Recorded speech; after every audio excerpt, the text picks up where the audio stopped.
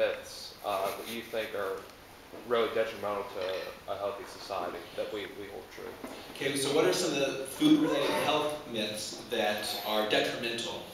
Well, I mentioned osteoporosis and how the dairy industry keeps saying we need to drink cow's milk to prevent osteoporosis. Still a little bit more about that.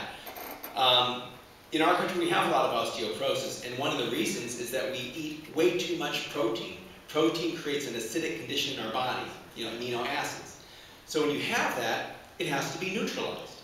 And one of the ways it's neutralized is with calcium, which is very basic. So when we get too much protein, and this includes dairy products, that excess protein is neutralized often with calcium, which is then excreted from the body. Many of us have probably heard of kidney stones. Those are little balls of calcium that used to be in our bodies that are being on their way to being excreted. So I think that's probably one of the most harmful myths, because we drink a lot of cow's milk. And in fact, in the school lunch program, it's required that children receiving lunch be offered a glass of cow's milk. So the dairy industry is very influential about promoting this product and saying that it is healthy, when in fact it is not.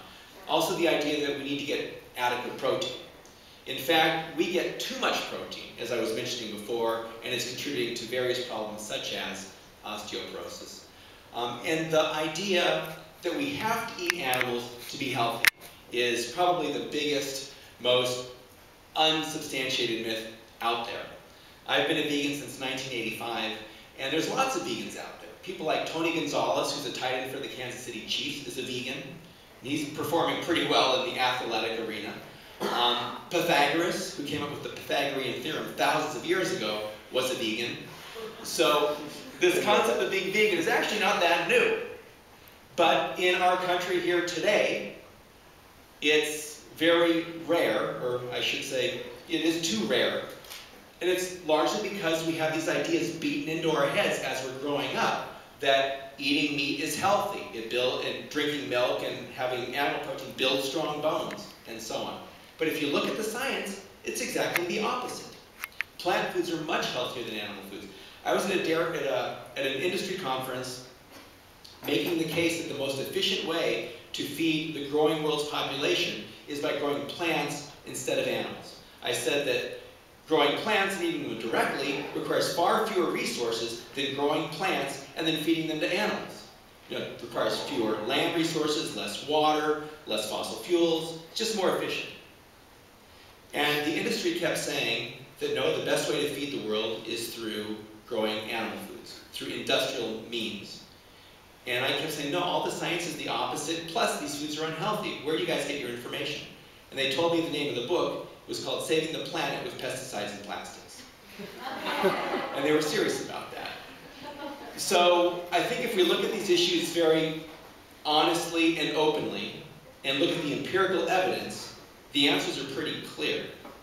But the myth, the notion that we have to eat meat to be healthy is something I think that is completely bogus. And also, the industry is now starting to talk about how, as other countries become more affluent, they want more meat. I think that's also a myth and a problem, and it's an assumption that I think needs to be challenged, because, again, eating animal products comes with so many negatives that need to be addressed.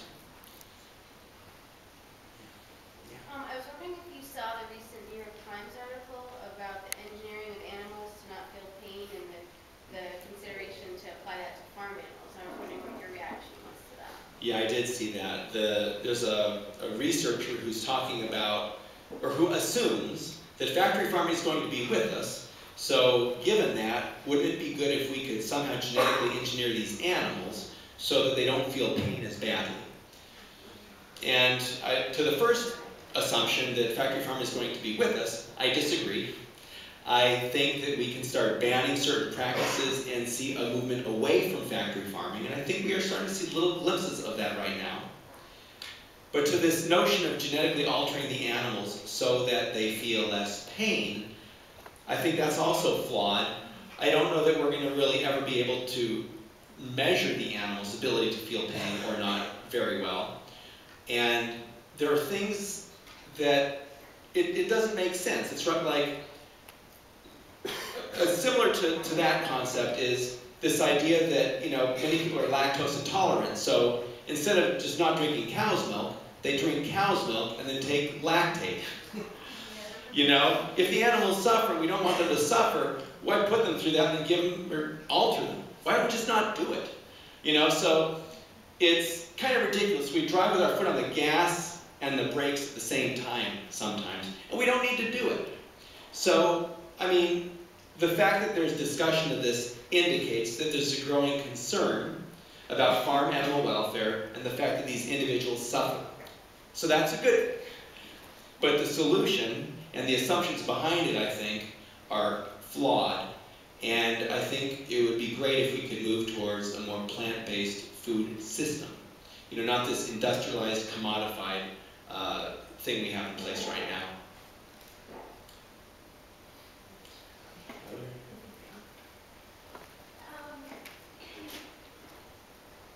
I respect your decision to be vegan. However, it's also a decision to consume meat. So for those people who do decide to consume meat, how can you justify allowing pigs to be outside and still deal with the environmental impacts? Because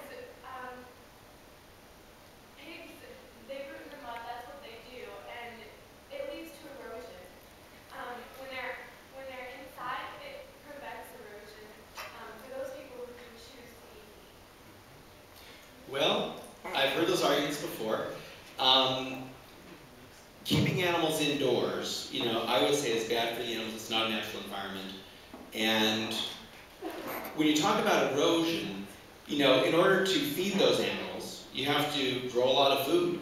And oftentimes that's done by plowing up the soil, and that requires a lot more land than if the animals are outdoors. You know, you need to, you know, grow huge amounts of food to feed them. And you also have tons and tons of manure to dispose of. So you have a lot of environmental problems with the factory farming model. In terms of animals outdoors, you know, the ultimate view I have is that animals belong in certain ecosystems. And the only native farm animal in North America is the turkey. You know, pigs didn't used to be here. And you know, there's a situation with pigs in Hawaii that were rooting things up and causing damage. But those pigs should not have been brought there in the first place. I think that, you know, we need to step back and look at what we're doing. And the pigs don't have to be raised either way, ultimately. But if they're being raised outdoors, the animals are living a more natural life. They're, you know, not suffering as much. And there is going to be some environmental consequence, certainly. But there's, I would argue, a bigger environmental consequence with the way we're doing it now. When I was at Cornell, I looked at rotational grazing for dairy cows. And I talked to the farmers there who had shifted away from a more industrial model where the animals were indoors. And they talked about how when they were indoors, they would go out and grow the feed, they would then bring it in and feed it to the cows, then they would have the manure they would have to go out and spread. So there's a lot of energy involved in that kind of system. Whereas they put the cows outside, the cows would go out and get their own food, they'd go out and spread their own manure, and they'd live a more natural life. You know, so I'm not an advocate of any kind of animal farming, but I think that that more natural one is often more efficient, you know? But, so that's my view on that.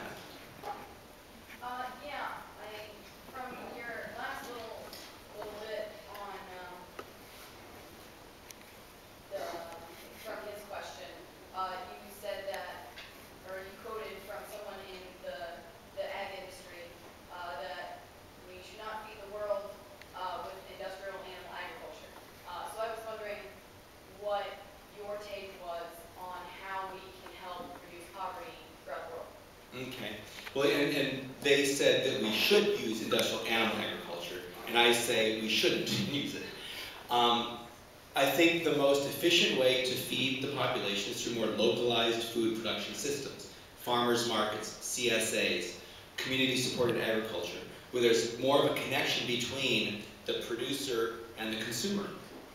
And then you have less food miles, things are traveling less distance, and plant foods instead of animal foods because it takes far fewer acres to grow plant